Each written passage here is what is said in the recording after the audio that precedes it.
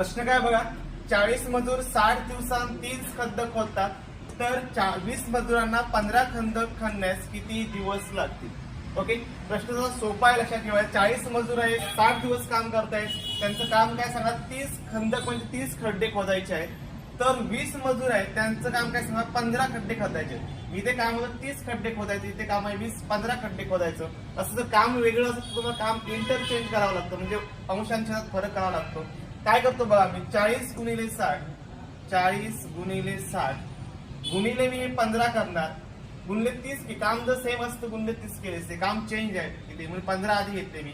आणि छेदामध्ये हे 20 गुणिले 30, 20 गुणिले 30, 20 एके 20, 20 दुणे 40 भाग लावू शकतो तुम्ही. 30 एके 30, 30 दुणे 60, यांचा गुणाकार करा. 2 दुणे 4 गुणिले 15, 15 चोक 60 दिवस.